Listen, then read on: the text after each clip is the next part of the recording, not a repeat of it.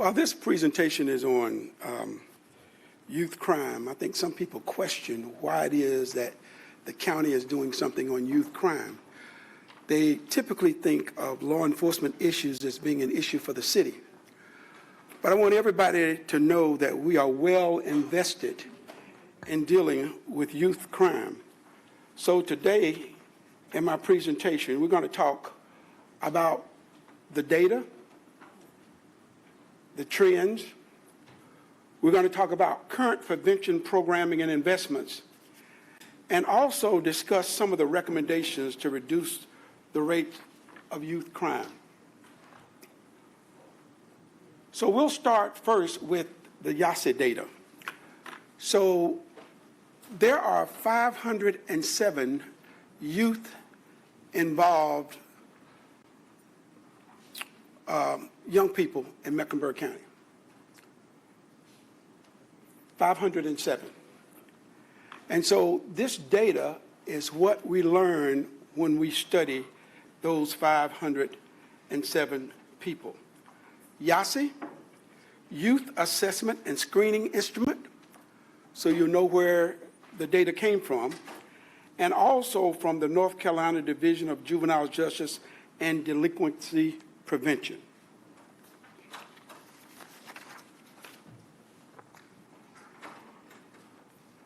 So the history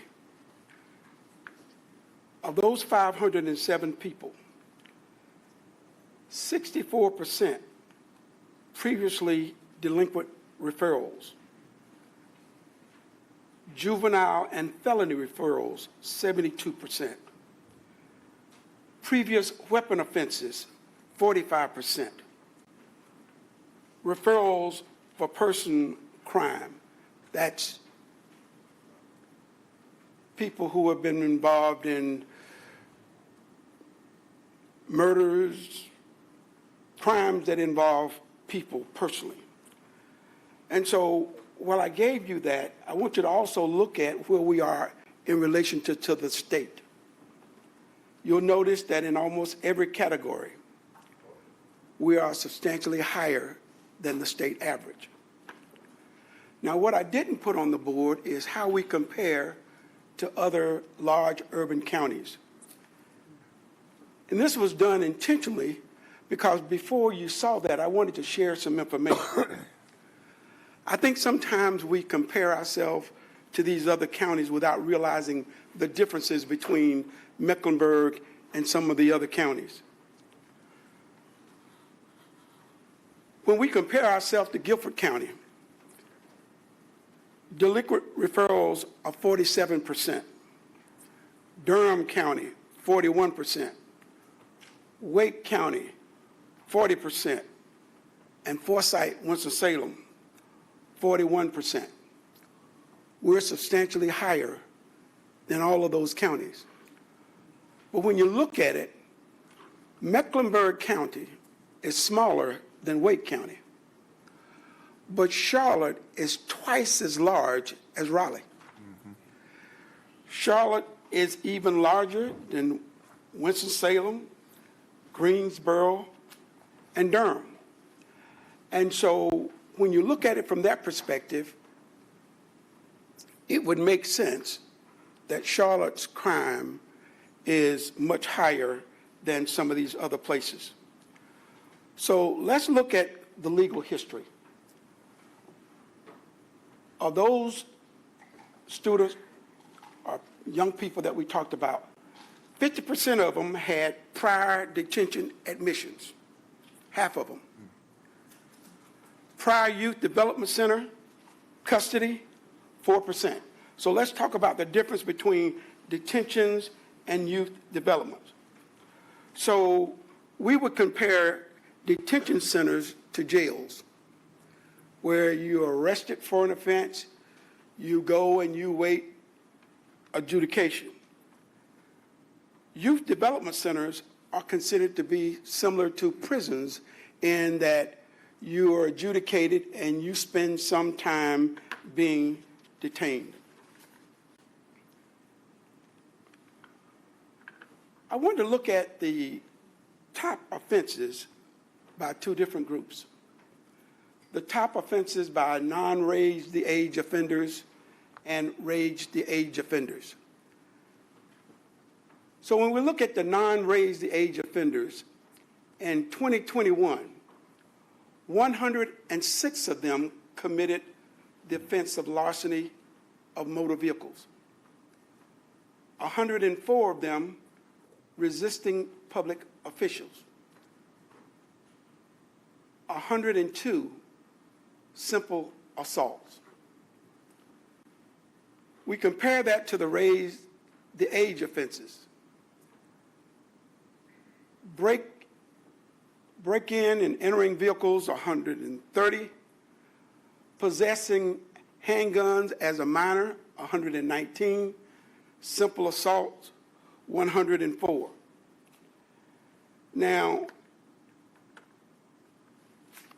the difference between the non-raised age offenders and the raised age offenders is basically in the age.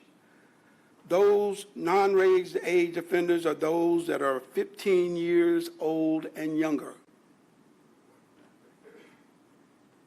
The raised age offenders are 16 and 17 years old. And if you look down through the list, as the years progress, the offenses progress as well. Simple assaults increased, larceny of motor vehicles increased, resisting public officials pretty much the same. But look at the number of break and entering motor vehicles for the non-raised age offenders. 396. We're talking about 507 people that have been identified in Mecklenburg County.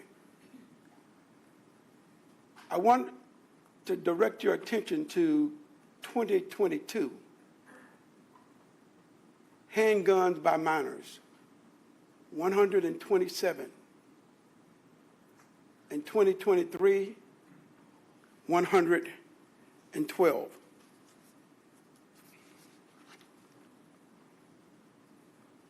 One of the reasons why I sit and listen this morning is because I learned that from hearing the presentations that went on before me, everything that we talk about with these youth is interconnected.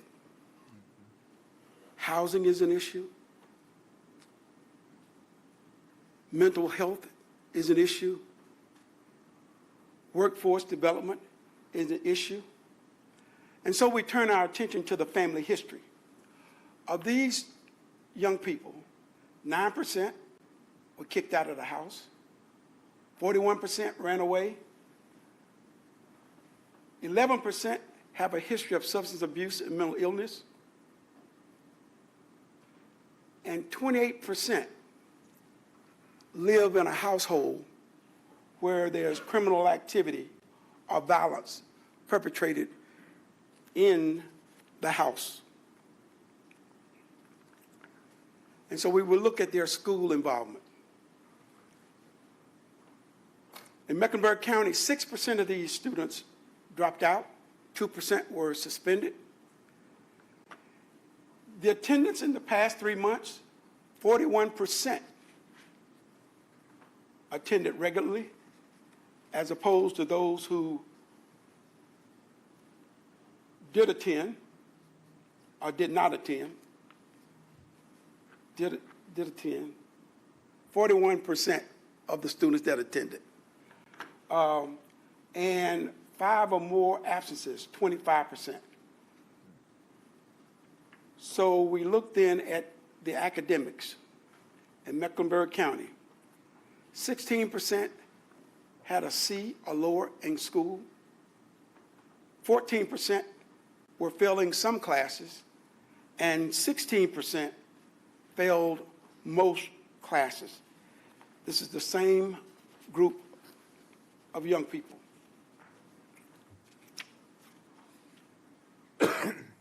From their peers and associates, we find that 20% have no friends, or no consistent friends.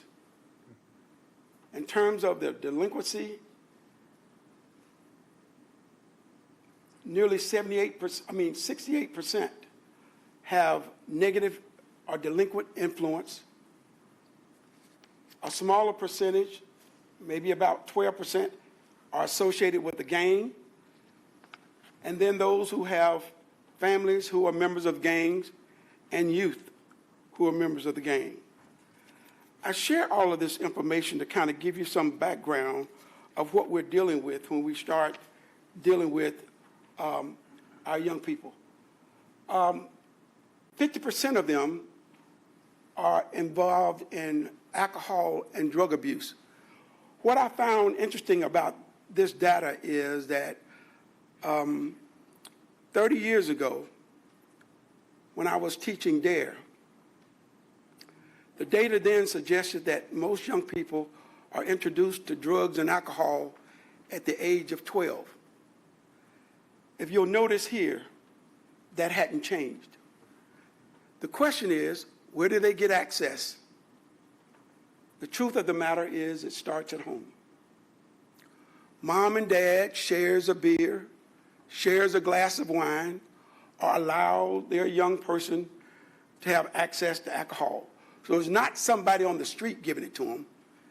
It's within their own households. When it comes to mental health, in Mecklenburg County, we'll notice that 30%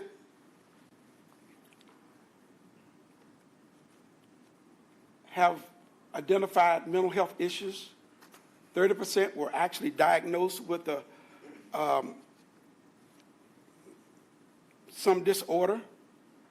And then we'll move on to the homicide data, which is really what I wanted to get to. When you look at homicide firearms, 89.2% of the homicides that occur in Mecklenburg County occur within this same population. The reason why this was of interest to me is because I listen to the news reports and I hear discussions across the country about how high the homicide rate is among young people. And if you listen to that, you can't help but feel for those parents who grieve for their child who never grew up to be an adult. And so in 2024, a total of 636 Mecklenburg County residents visited the emergency department. While that includes everybody in Mecklenburg County, what is interesting is the number of people who actually went because of firearms. So we look at the violent death rate. This graph shows the rate per 100,000 residents. So we'll see that among those, 24.6% are males, when only 3.5% are female. The largest group involved in violent death rate are African American boys at 25.9%, white at 8.2%, Asian 4.4%, and Hispanic at 9.7%. When we look at the age ranges, 34.4% between the age of 0 to 19. Between the ages of 20 and 24, 34.2%. Between the ages of 25 and 44, 34.9%.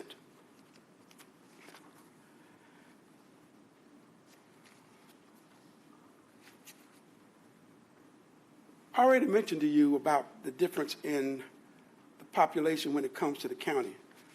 But I want you to take a look at the youth firearm deaths between 2019 and 2023. Youth firearm deaths between 2019 and 2023. Mecklenburg County stands out with 118 young people, followed by Guilford, Wake, Durham, and Forsyth. So the question is, what is Mecklenburg County doing? I've always said there has to be more that we can do. There has to be more. And so we look at the county initiatives.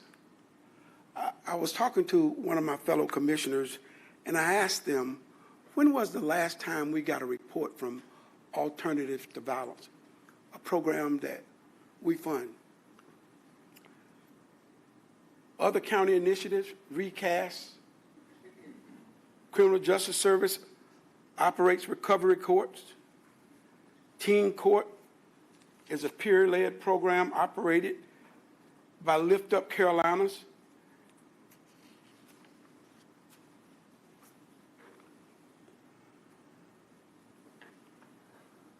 Violence prevention, education awareness. 100 Youth Advisory Council provide violence prevention and curriculum and feedback from youth about violence prevention programming. And violence prevention is providing capacity building for community-based organizations, increase awareness of gun violence, support efforts to reduce gun violence, and increase the use of safe storage for firearms. The RECAST program, which stands for Resiliency in Communities After Stress and Trauma, is a grant-funded program within the Office of Violence Prevention. This program increases access to trauma-informed care by training therapists to provide evidence-based trauma treatment that is specific to children and teens, and increasing mental health support for non-therapists to help support others. These are programs that Mecklenburg County involved in. Also, the over $2 million that is awarded annually to the community-based organizations that support justice-involved and at-risk youth. So I'm sure you will recall, every year the funding proposal comes to the county and we have to approve it. The chairman recently appointed me to that committee, and so I have not had an entire year, but I was there when they made the proposal to provide grants for the following programs to the tune of $2,051,713. These are the programs. Now, I provided these because I don't know that any of these programs have been properly evaluated to determine its effectiveness. And so I was discussing with our chairman earlier, and I want you to understand that I'm not proposing, at least not today, that we allocate more money.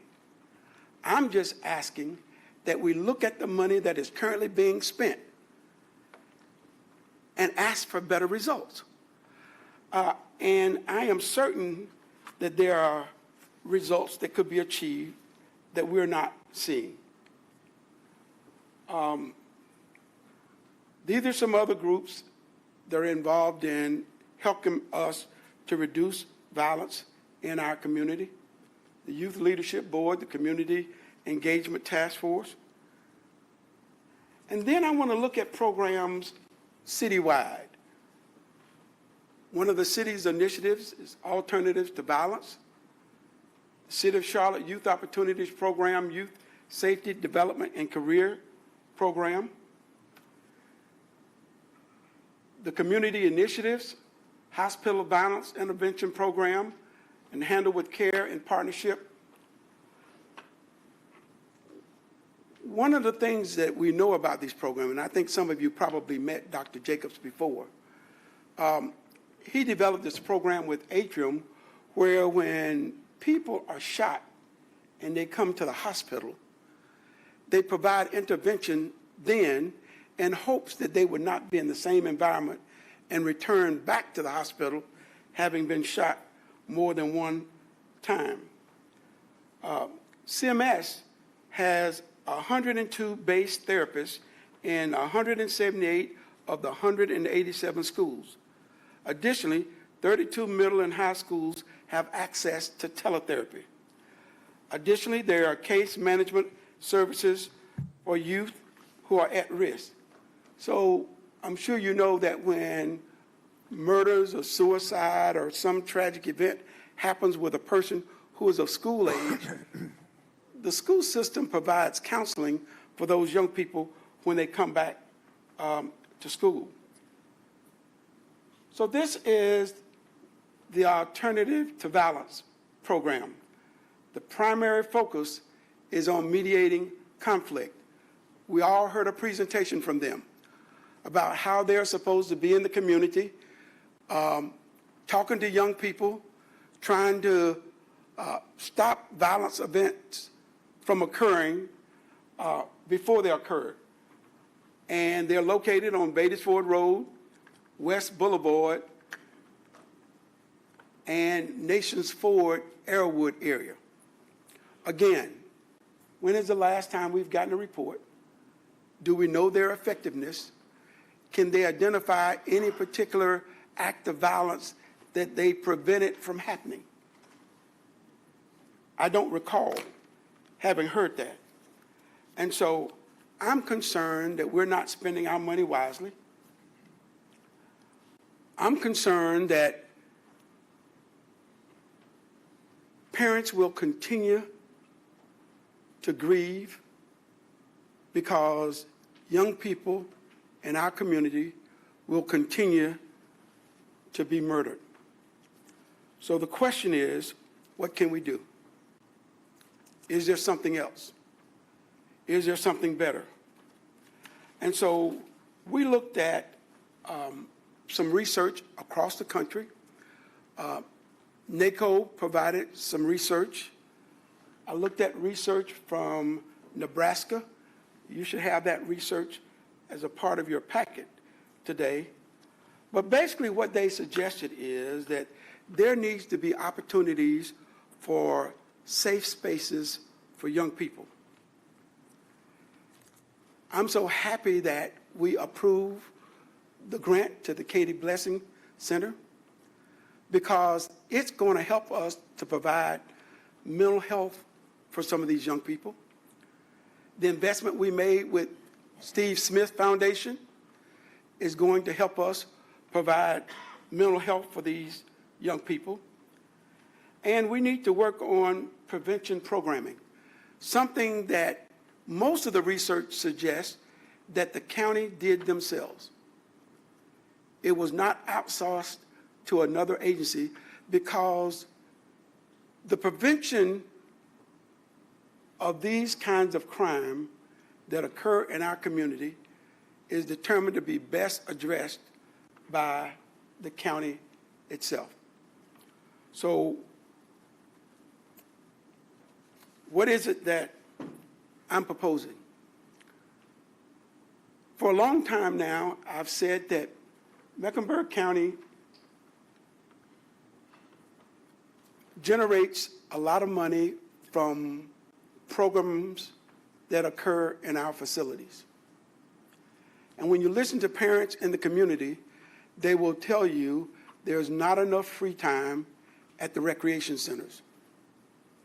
There's not enough of activities for our young people to participate in.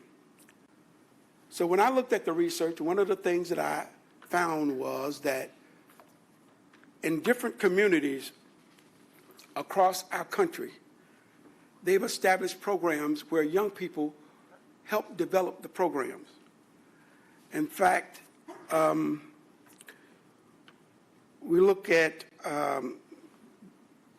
Denver, Colorado. Young people are used to identify actionable items to support youth violence prevention efforts. And one of the key interventions include expanding youth empowerment centers, providing positive alternatives, investing in art and culture, offering culturally relevant services, increasing job training, Mr. Griffin, youth employment, enhancing access to treatment and health services. All of these are things that the county is responsible for and will have a hand in doing.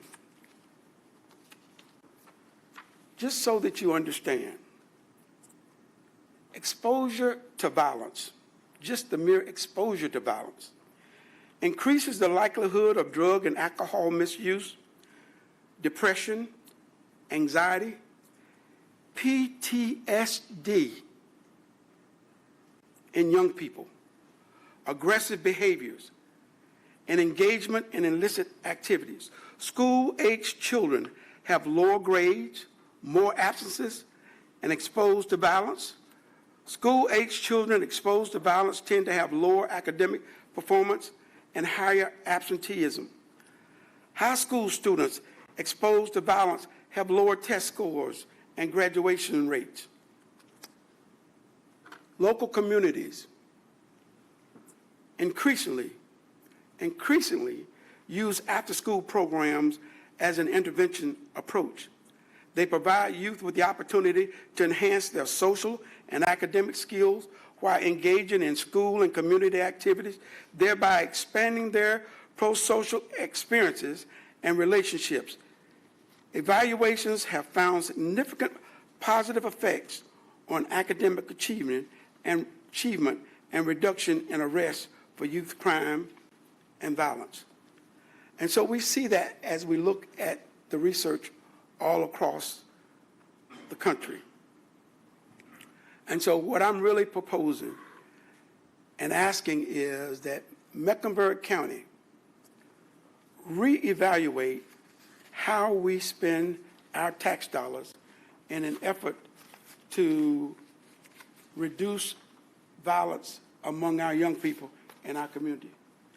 And I want to point just to one thing that Michael Griswold said in his presentation. When we're managing for results, he had a slide that asked us to define the goals and objectives, plan activities and resources, to monitor the progress and the performance, and evaluate the results.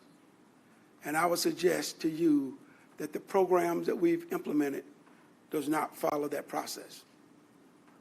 So my hope is that we will do an in-depth evaluation of the programs that Mecklenburg County is currently involved in an effort to help, because we can't do it all by ourselves, but to help in the reduction of violence among our young people.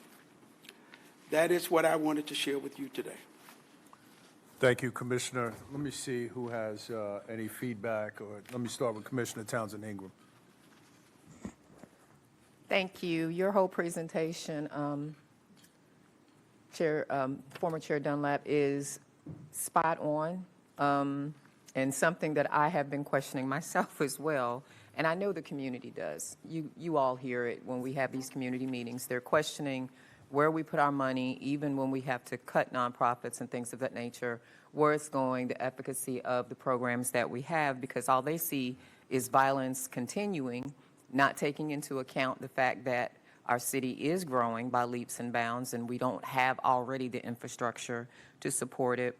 And what I prescribe is that we're using outdated remedies for these current socioeconomic conditions. So if, I keep hearing it's the parents, it has started home, it has started home. Well, if your parent, usually single, or perhaps auntie or big mama is the only one at home that can't watch children, or if your parent or parents are working 2 jobs to be able to support the rent and things of that nature, then how is it that they can monitor everything that their child does? So we got to take things into a different context for this particular error. And the other thing I want to talk about is the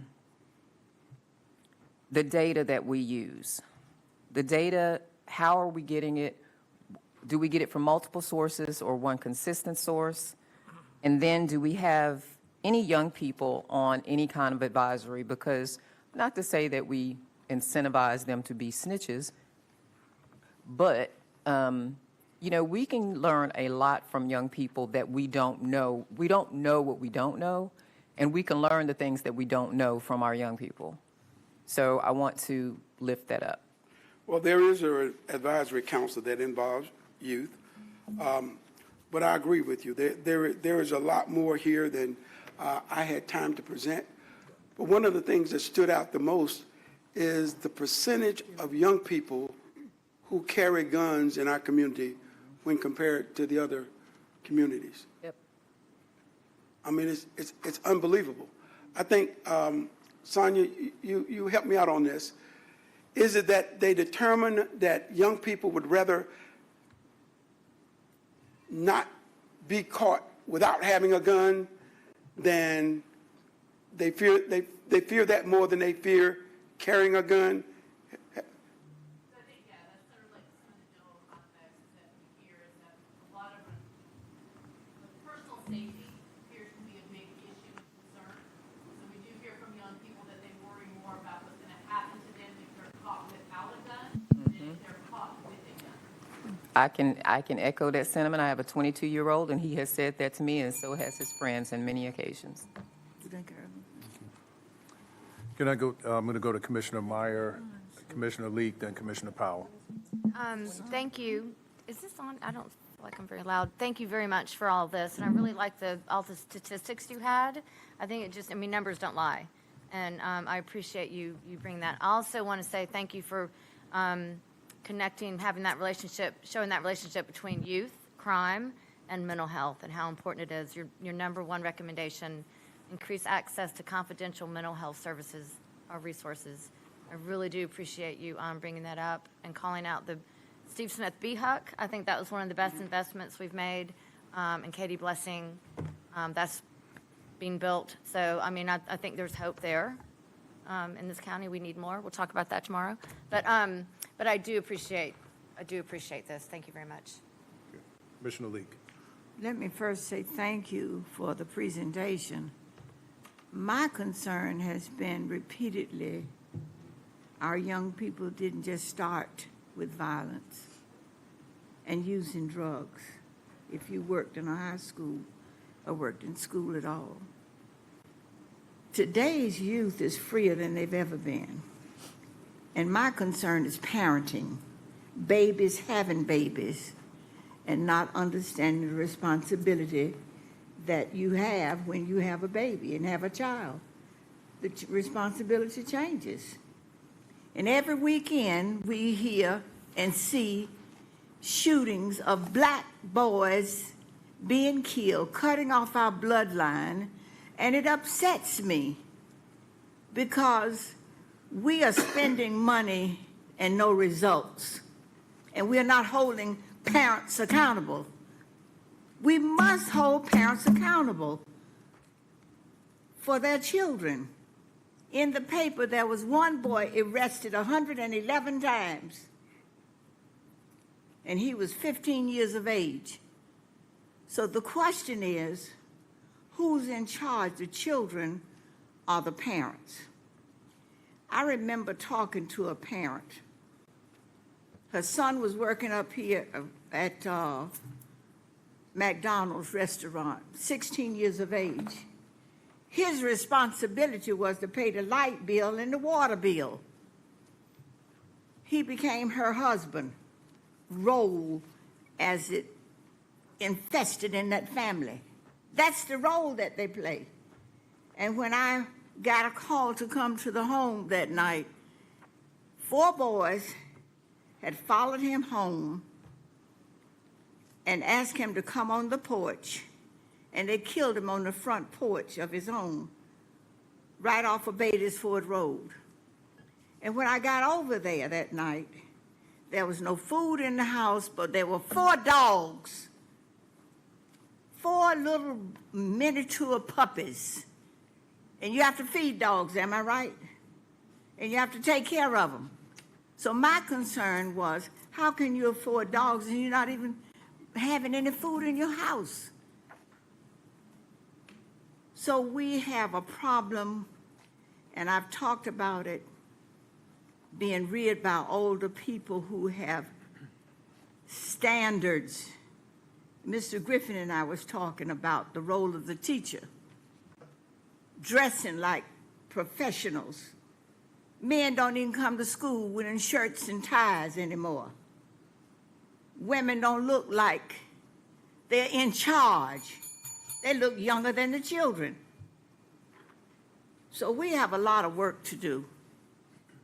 And parents, I say, need to be held accountable for their children and the community to some degree. So don't look at me like I'm crazy. I'm talking about what I've seen, what I've experienced, and hearing it every day on the news about people getting killed. And they're black boys and black girls. So I don't apologize for saying what I'm saying. It's a problem. Thank And you. the church need to take a responsibility. Commissioner Powell. And I'm sorry, sir. Well, let me just respond to that, because Commissioner Leak is correct. Part of the problem is that these people who we're talking about live in homes where violence is being perpetrated in the homes. And they're, for the most part, doing what they see, replicated every day. Thank you. Commissioner Powell. Thank you. Thank you for your presentation. I know that that comes from a deep place in your heart. Do you have any examples of structured youth programs that were successful in other places? Because I know that you mentioned that. You said something about Denver, but can you give us any ideas about what has been successful? Or Well, and again, it's about how you measure success. Because what I learned is that what people in some communities might call successful might not necessarily be successful to me. And so in this research, they identified Athens, Clark County, Georgia, the city of Denver, Colorado, Contra County, California. They even had a program in Los Angeles County where they did more involvement with parks and recreation, and the crime declined by 32%. In Maryland, state and counties, they expanded recreation. So most of these communities were giving young people more to do and introducing them to work. They developed programs where young people could explore different employment opportunities. Goes back to workforce development and the impact that it has on young people. thank you. Commissioner Rodriguez-McDowell. Oh, thank you, Mr. Chairman. Thanks, George, for this. I was wondering, on your graph on page 78 of our book, it talks about the percent of homicide data by type. I was really surprised to see the comparison between male and female. Isn't that far apart, according to this? So I don't really hear that talked about very much. So that's surprising. Well, most women don't use firearms to commit crimes. So are these victims then? Is this graph about victims or is it about the perpetrators? Let me make sure I'm on the right page. Okay, because like the orange line is the homicide by firearm, and it's just not that, much smaller. The percent of homicide data? Yeah, percent of homicide. I mean, I noticed that it was, bigger, the female line was bigger in all of the other ways, but I was really surprised that in the firearm one, it was almost as, big as the male. Like, it's just not that far off. 60 about 65% when compared to 80%. Yeah, so, yeah, give or take, yeah. Well, that was a surprise to me because you never really hear of the firearm death committed by female. Yeah, that's what I'm saying. So that was really news to me. Yeah. Interesting. Does this include suicide? Say that again. Does it include Do suicide? these numbers include suicide? Can't hear you down here. No suicide data Says in this. homicide, yeah. Yeah, but Let me go to Commissioner Griffin, and then Commissioner Powell, I'll defer some time to you. Thank you, Commissioner Dunlap. Your presentation was excellent. I'm going to try to answer Commissioner Powell's comments. There is a Dr. John Hayes that lives here in Charlotte that created a structured juvenile youth program that was very successful. And he worked through the Charlotte Housing Authority through something called the Office of Juvenile Justice and Delinquency Prevention. And he ended up working with housing authorities around the country. But what he did off of Oakline Avenue before they tore down the public housing neighborhood and built some mixed income housing, he worked with the kids there. And George is correct. In terms of services, one was trying to get them meaningful jobs, and they were doing labor jobs in terms of plumbing and things like that with the Charlotte Housing Authority to keep them out of trouble. I'll give you one example that I was involved with a long, long time ago when working with him. Kids would read the Charlotte Observer newspaper. They would read Lost and Found, your dog or your cat. They would call the people on the phone. They would say, I found your cat and your dog. I've been using my mom's food stamps. If you bring me $100, you can get them. They'd come over to a corner. Kids would disappear back into the neighborhood, and that scam worked. Two things. It showed that these were smart kids.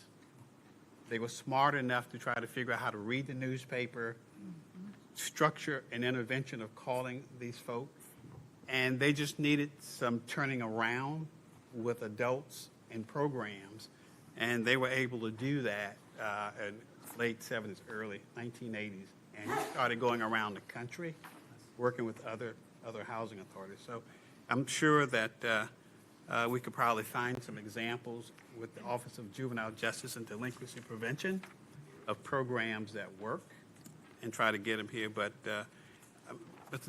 Commissioner Dunlap is so we have to grab them at the earliest point and try to make sure that there is some type of structure in their experience. Most of the youngsters who were found to be engaged in criminal activity did not have a structured environment. Whether it was Boys and Girls Club, Big Brother, Big Sister, they were kind of out there on their own with a single parent. I hope that helps. But thank you. Thank you for your presentation. Thank you. Let me go to Commissioner Altman. Thank you, Mr. Chairman. And Commissioner Dunlap, you really brought some new thinking into the space here. You're right, we don't usually look at this issue because we don't typically so much think of it through a county lens, but you've made a really compelling argument for why it is. And so I thank you for helping us to be more integrated in how we think about this whole ecosystem. And I mentioned earlier that, you know, like Chairman Jarrell has said, the goal is not to be right, the goal is to get it right. And so to that end, you know, for example, we know that Ella B. Scarborough Center, gorgeous, beautiful, still seems to have pretty low foot traffic. And if it turns out that the community isn't responding to it as it was intended, whereas like VCW has high foot traffic, and this is where the community is coming for a lot of the services. If, for example, EBS continues to have low foot traffic, like I'm inspired by your talk to think about, you know, that facility becoming maybe like our youth, like the summit for our youth, where they could develop programming that, you know, that they find engaging. I know I certainly can't even so much as come up with a tweet that my children think is cool. So, you know what I mean? Like getting kids to help us develop the programming that they find engaging, and also in a county facility that maybe we could potentially repurpose, like having it become a state-of-the-art training center for, that we could have in collaboration with CMS, like as a regional place, like a regional magnet for training for our high school students, our middle school students. I have no idea if this is a good idea, but my point is let's continue to think out of the box and continue to examine what we have, what we're doing. I support you in that. I thank you for it. Excuse me 1 second, Commissioner Lee. Let me defer some of my time to Commissioner Powell before I make my comments, and I'll give you another minute for yours. Go ahead, Commissioner Powell. I just had one question, and I don't know if you know the answer, but if we could get the numbers of how many people committed suicide with firearms included in that report, that helps. That's different. Oh, maybe. So remember, this is that population of 507 young people that have been identified as youth involved in Mecklenburg County. So that slide from from slide 78 is just the 507. That helps. Thank you. Thank you. Thank you. Sure, no problem. Thank you for that question. Wait a minute, I got a correction over here. Hold on. Apologies. Just wanted to clarify. So when we're looking at those the homicide data slide, that essentially is telling us across our state and across our county how many people have died by different types of homicide across all age groups. And so when we go back and we see that orange line, that's telling us what our what we're seeing by our females. Back one more, I believe. Right there. So that first one, that's telling us that a vast majority of individuals are dying by firearms. And it's the same for male and female. What we do know is that many of our female victims of homicides, that's occurring due to intimate partner violence.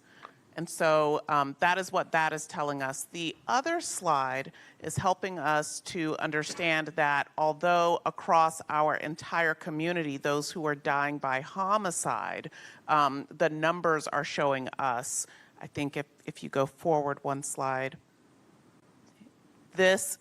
sorry, go back one more. This number here is the number of individuals who were presented at our emergency departments with firearm-related injuries. And so there have been some changes and variations over the years, but what we're seeing is that in the latest data for 2024, there was a slight drop in the number of individuals who presented at the hospitals with firearm-related injuries, but not necessarily homicides. There is some fantastic data that is available that we could show for our suicides, but we did not include it here because we just wanted to be able to look at our homicide data. Thank you. But additionally, you'll see that majority of those suicides are by firearm. Thank you for that. Let me circle back to Commissioner Leek, and then I'll round things off with final comment. I want to bring your attention to a program that was founded at West Charlotte Senior High School some years ago for young men, and also at Hopewell High School, founded by Apostle Murphy.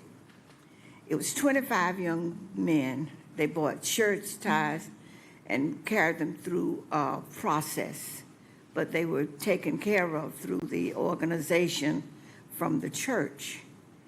And they had a program that I attended, and those boys had on blazers, neckties, and nice shoes, and their parents were there. So things can happen, and people can work within the confines of the community. And I thought of those two programs as I sat here and remembered them being very, very active. But what happened to them, they phased out. What happened is that sometimes people spend a lot of time, they can't get other people to come in and participate and help them make things better with our children or for our children. But I still say parents are responsible for their children. Thank you, Commissioner Leek. Thank you, colleagues, for the comments. George, I think this was fantastic. The data is really enlightening. I actually have to double down on a couple of things. But the first thing I want to observe, when you look at this 8% drop on this slide here, I think I'm wondering if it's telling a story that even with the way our community is expanding, maybe the data is pointing that some of the prevention may be working. Because with the way we're expanding so much, with the number of people that are moving here on a daily basis, you would expect that number to be proportional with the numbers of increase. So to see a decrease or a drop in any area, I don't think that we should just overlook that, is number one. Number two, I'm a huge believer that two things could be true at the same time. We know that parents in this community struggle, particularly our single parents. There's also a responsibility for parents. I've said this publicly, privately, and I'll say it again. If a child won't listen to their parents, I probably have a low probability that a child is going to listen to me on aggregate. If you don't respond well to the people that have birthed you. In some cases, certainly mentorship is good, but I think having a solid home is extremely important. I just think that is something that we just can't gloss over. And I'm not a big believer in government trying to raise children. I don't think it's a good role for us. I don't think we do it well. I think we do it in a particular way that does not align with the values of the community. If you want government to raise children, the way the family structure works for government is Sheriff McFadden, his dad, Johnny Jennings, his mom, our district court judges are going to play the role of grandma, and you'll have D.A. Merriweather playing the role of grandpa. That's right. That's the way government is structured, that's the way government is set up, and that's the way government will work. And I don't think that that's a great way for us to try to play the role of parent. What we can do, support parents, support the programming from people that have been 28 years in law enforcement and so on and so forth. So I agree with drilling down into those programs, seeing what works, taking best practices from other places as well. So just want to say thank you. I thought this was a great conversation, great presentation. Mr. Chair, can I comment before Please. we move on to the next subject? Number one, Commissioner Dunlap, thank you for your presentation. Found it to be very informative. One comment I want to touch on, and it's just because it was stated publicly regarding the foot traffic at our CRCs, our community resource centers. I recognize the board is overdue for an update regarding the foot traffic, and we're planning to bring that forward. I think you'll find that the numbers look different now. And then also keep in mind the former Corral facility will be closing as well. So that will increase some of the foot traffic for both of those facilities as well. So with respect to the comment that was made, we recognize it's time for you all to receive an update to better inform you of what that traffic looks like over at the CRCs. The other thing I want to point out, and this is something I'll need some direction on from the board in general, and Commissioner Dunlap, I certainly welcome your perspective on this. Regarding investing more in evaluating first and potentially investing in this specific population as we go down this path, or consider it, as Commissioner Griffin called out, it's about access early on.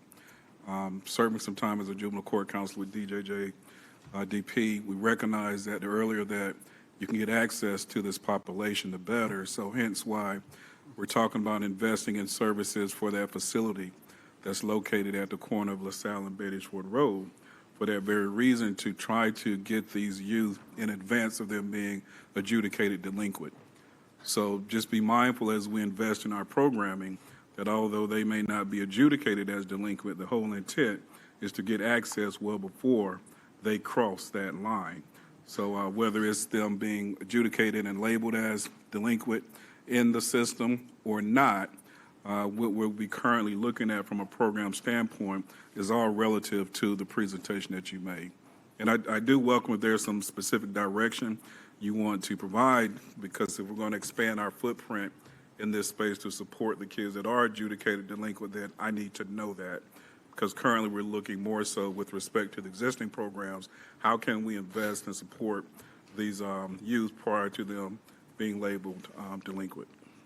So, Mr. Manager, with respect to what you just asked the board, here's what I would like us to consider, colleagues, is we're going to carve out some time for some open discussion between during the next couple of days.